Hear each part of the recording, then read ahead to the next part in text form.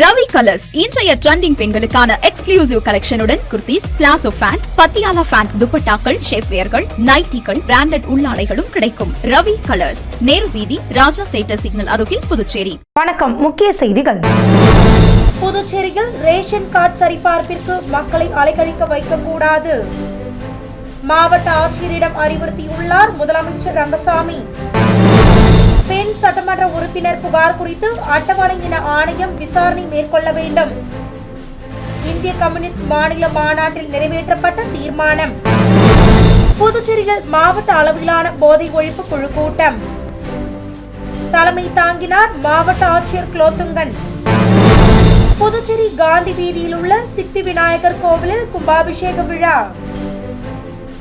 சட்டமன்ற உறுப்பினர் நேரு கலந்து கொண்டு சுவாமி தரிசனம்.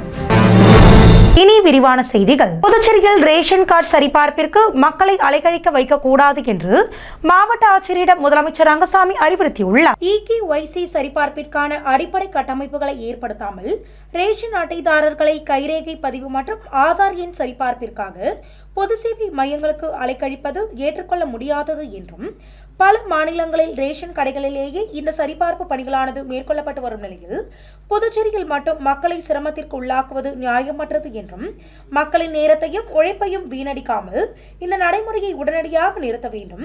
ஆன்லைன் அல்லது ஆஃப்லைன் மூலம் வீட்டிலிருந்தே சரிபார்க்கும் வசதி, வீடு வீடாக சென்று சரிபார்ப்பதை உறுதி செய்தல், ரேஷன் கடைகளிலேயே சரிபார்ப்பு பணிகளை மேற்கொள்ள வேண்டும் என்றும் முதலமைச்சர் ரங்கசாமி தெரிவித்துள்ளார். மேலும் வயதான முதியோர்கள், உடல்நலம் குன்றியவர்கள் மற்றும் துணைக்கு ஆளில்லாத வயதான பெண்கள் சிரமங்களை அரசு பரிசீலித்து மாற்று ஏற்பாடுகளை செய்ய வேண்டும் என்று முதலமைச்சர் ரங்கசாமி மாவட்ட ஆட்சியரை தொடர்பு கொண்டு இப்பிரச்சினைக்கு தீர்வு காணவும் தேவையான நடவடிக்கைகளை மேற்கொள்ள வேண்டும் என்றும் அறிவுறுத்தியுள்ளார்.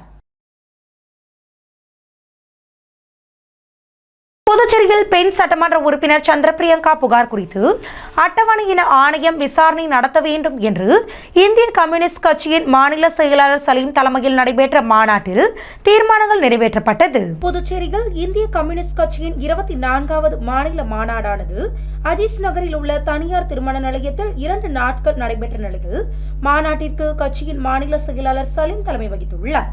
அதனைத் தொடர்ந்து தேசிய செயலாளர் நாராயணா சிறப்புரையாற்றியதனை தொடர்ந்து மாநாட்டில் பல்வேறு தீர்மானங்களும் நிறைவேற்றப்பட்டுள்ளது.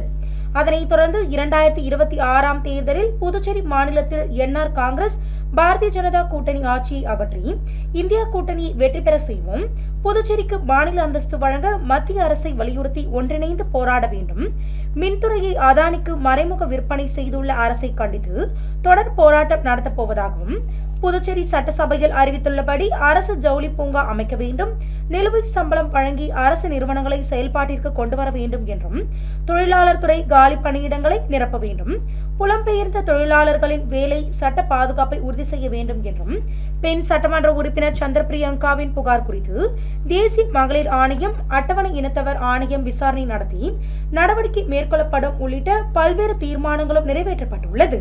புதுச்சேரியில் கட்டாய தாய்மொழி கல்வியை நடைமுறைப்படுத்த வேண்டும்.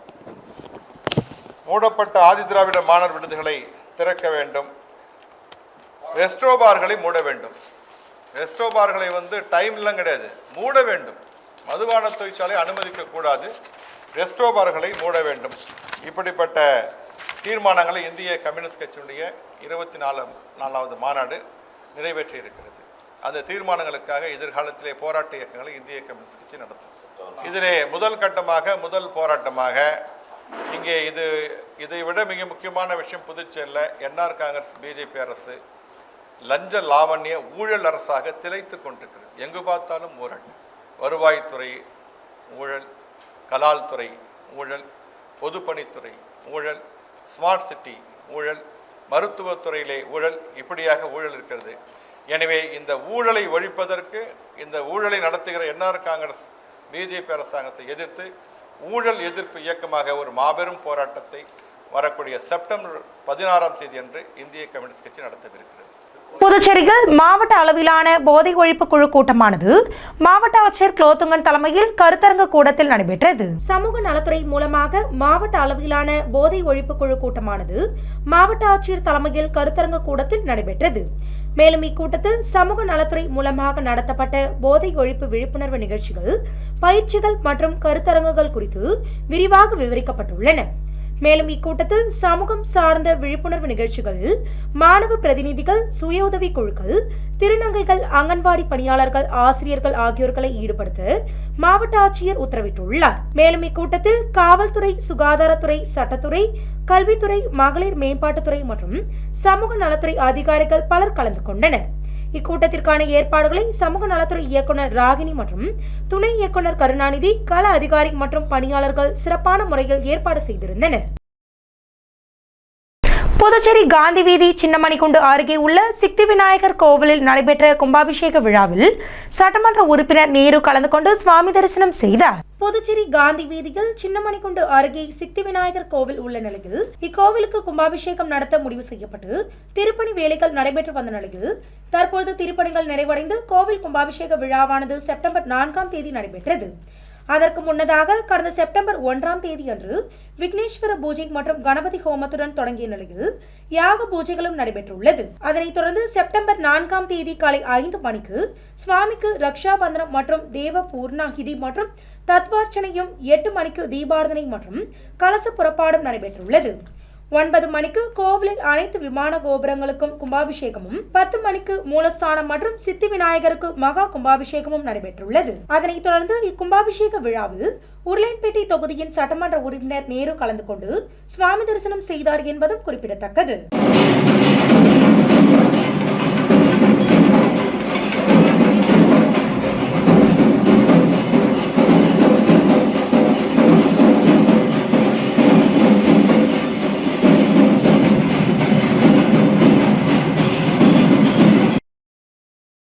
புதுச்சேரி லெனின் வீதியில் உள்ள திருவள்ளுவர் அரசு பெண்கள் மேல்நிலைப் பள்ளியில் ஆசிரியர் தின விழாவானது சிறப்பான முறையில் கொண்டாடப்பட்டது. முன்னாள் ஜனாதிபதி டாக்டர் ராதாகிருஷ்ணன் பிறந்த நாளை ஆசிரியர் தினமாக கொண்டாடப்பட்டு வரும் நிலையில் இந்நன்னாளில் வாழ்நாள் முழுவதும் மாணவர்களின் வழிகாட்டியாகவும், மாற்றத்திற்கான வினையோக்கியாகவும், கல்வி, அறிவு மற்றும் பண்பு இரண்டையும் வடிவமைக்கும் சக்தியாகவும் விளங்கக்கூடிய ஆசிரியர்களை மகிழ்விக்கும் தினமாக ஆசிரியர் தின விழாவானது கொண்டாடப்பட்டு வருகிறது.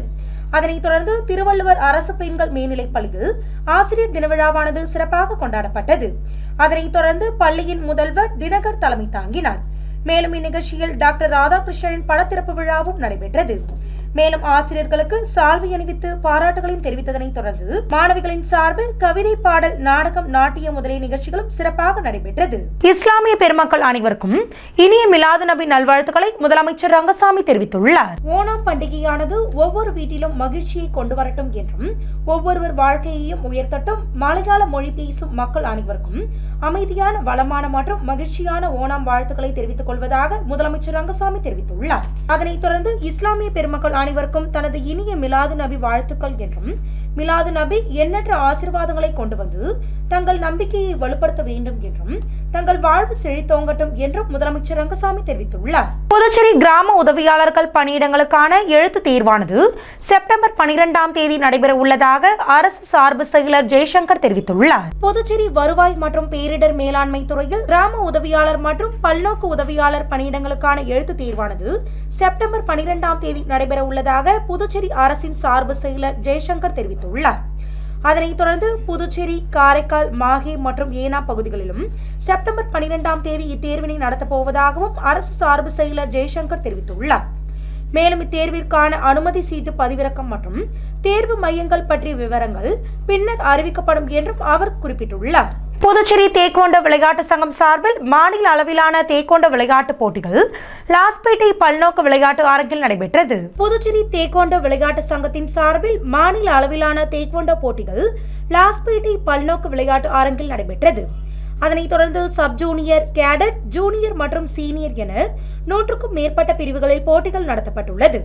மேலும் இப்போட்டியில் புதுச்சேரி, காரைக்கால், மாஹே, ஏனம் ஆகிய பகுதிகளில் இருந்து 1000க்கும் மேற்பட்ட மாணவ மாணவிகள் கலந்து கொண்டுள்ளனர். அதில் ஒட்டுமொத்த சாம்பியன்ஷிப் பட்டத்தை மேஜிக் லெக் தேக்கோண்டோ மார்ஷல் ஆர்ட் கிளப்பும், 2ஆம் இடத்தை புதுச்சேரி தேக்கோண்டோ மார்ஷல் ஆர்ட் கிளப்பும், 3ஆம் இடத்தை சாம்பியன் தேக்கோண்டோ கிளப்பும் பெற்றுள்ளது. மேலும் இப்போட்டியில் சிவாலயா சிவா, பாண்டிச்சேரி ஒலிம்பிக் சங்க செயலாளர் தனசேகர் வெற்றி பெற்ற மாணவர்களுக்கு சான்றிதழ் மற்றும் பதக்கங்களை வழங்கியுள்ளார். மேலும் சர்வதேச நடுவர் பகவத் சிங் முன்னிலை வகித்துள்ளார். சங்கத்தின் நிறுவன தலைவர் ஸ்டாலின் இந்நிகழ்ச்சிக்கு தலைமை தாங்கியதனை தொடர்ந்து இந்நிகழ்ச்சியில் சங்க செயலாளர் மஞ்சுநாதன் வரவேற்புரையாற்றியுள்ளார். மேலும் பொருளாளர் அரவிந்தன் நன்றிகளை கூறியதனை தொடர்ந்து இப்போட்டிகளில் வெற்றி பெற்றவர்கள் தேசிய போட்டியிலும் பங்கேற்க உள்ளனர் என்று குறிப்பிட்டுள்ளனர். புதுச்சேரி சுகாதாரத்துறையில் உள்ள காலி பணியிடங்களுக்கான எழுத்துத் தேர்வின் முடிவுகள் செப்டம்பர் 3ஆம் தேதி வெளியிடப்பட்டுள்ளது. புதுச்சேரி சுகாதாரத்துறையில் காலியாக உள்ள தியேட்டர் உதவியாளர், ஏஎன்எம் அல்லது மகப்பேறு உதவியாளர், சுகாதார உதவியாளர், மருந்தாளுநர், இசிஜி தொழில்நுட்ப வல்லுநர் என மொத்தம் 144 பணியிடங்களை நிரப்புவதற்கான எழுத்துத் தேர்வானது கடந்த மாதம் ஆகஸ்ட் 23ஆம் தேதி தொடங்கி 3 நாட்கள் நடைபெற்றது. அதனைத் தொடர்ந்து 2000க்கும் மேற்பட்டோர் கலந்து கொண்டு இத்தேர்வினை எழுதியுள்ளனர். மேலும் இந்த தேர்வின் முடிவுகளானது செப்டம்பர் 3ஆம் தேதி வெளியிடப்பட்டுள்ள நிலையில் அதில் தியேட்டர் உதவியாளர் பிரிவில் ஜோதிவாசன் 57 மதிப்பெண்கள், ஏஎன்எம் அல்லது மகப்பேறு உதவியாளர் பணிக்கு இளவரசி 67.12 மதிப்பெண்கள், மருந்தாளுநர் பணிக்கு தீபன்ராஜ் 45 மதிப்பெண்கள் எடுத்து முதலிடம் பெற்றுள்ளனர். மேலும் சுகாதார உதவியாளர் பணிக்கு செல்வகணேஷ் 68.5 மதிப்பெண்கள், இசிஜி தொழில்நுட்ப வல்லுநர் பணிக்கு நித்யா 53.43 மதிப்பெண்கள் எடுத்து முதலிடம் பெற்றுள்ளனர். மேலும் இதேபோல் காத்திருப்போர் பட்டியல் விவரமும் சுகாதாரத்துறை இணையதளத்தில் வெளியிடப்பட்டுள்ளது. நகராட்சி மற்றும் கொம்பியூன் ஊழியர்கள் பணி நிரந்தரம் செய்ய வேண்டும் உள்ளிட்ட கோரிக்கைகளை வலியுறுத்தி 11 நாட்கள் தொடர் போராட்டத்தில் ஈடுபட்டு வந்த நிலையில் தற்பொழுது ஊழியர்கள் போராட்டத்தை கைவிட்டுள்ளனர். புதுச்சேரியில் அரசு நேரடியாக சம்பளம் வழங்க வேண்டும், காலி பணியிடங்களை நிரப்ப வேண்டும், 7வது ஊதிய குழுவின் நிலுவைத் தொகையை வழங்க வேண்டும் உள்ளிட்ட பல்வேறு கோரிக்கைகளை வலியுறுத்தி நகராட்சி மற்றும் கொம்பியூன் பஞ்சாயத்து ஊழியர்கள் உள்ளாட்சித்துறை முன்பு 11வது நாளாக தொடர் காத்திருப்பு போராட்டத்தில் ஈடுபட்டு வந்தனர். அதனைத் தொடர்ந்து மேலாளர் முதல் கடைநிலை ஊழியர்களான துப்புரவு பணியாளர்கள் வரை ஒட்டுமொத்தமாக போராட்டத்தில் ஈடுபட்டுள்ளதால் உள்ளாட்சி அமைப்புகளில் ஒட்டுமொத்தமாக பணிகள் நிறுத்தி வைக்கப்பட்டிருந்தது. அதனைத் தொடர்ந்து பிறப்பு, இறப்பு, திருமண சான்று பதிவுகள் பெற முடியாததால் பொதுமக்கள் அவதிக்குள்ளாகி வருகின்றனர். இதனால் உள்ளாட்சி அமைப்புகளில் நடைபெற்று வரும் வளர்ச்சிப் பணிகள் பாதிக்கும் நிலை ஏற்பட்டு வந்த நிலையில் தற்பொழுது 11வது நாளாக தொடர் போராட்டத்தில் ஈடுபட்டு வந்த ஊழியர்கள் தங்களின் தொடர் போராட்டங்களை செப்டம்பர் 4ஆம் தேதி கைவிட்டுள்ளனர். அடுத்து வருவது புதுவையின் இன்றைய தங்கம் மற்றும் வெள்ளி விலை நிலவரம். இன்றைய தங்கம் வெள்ளி விலை விவரம். புதுவையில் இன்றைய தங்கம் வெள்ளி விலை விவரம் வழங்குபவர்கள் முத்து கோல்ட் ஹவுஸ், பாண்டிச்சேரி. தங்கம் 1 கிராம் 9795 ரூபாய். இன்றைய தங்கம் வெள்ளி விலை விவரம்.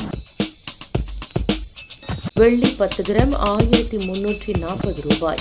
இத்துடன் ஏஎம்என் செய்திகள் நிறைவடைந்தன. வணக்கம். உங்கள் ஏஎம்என் டிவி செய்திகளை யூடியூபில் உடனுக்குடன் காண ஏஎம்என் டிவி பாண்டிச்சேரி சேனலை சப்ஸ்கிரைப் செய்யுங்கள். பெல் பட்டனை மறக்காமல் கிளிக் செய்யுங்கள்.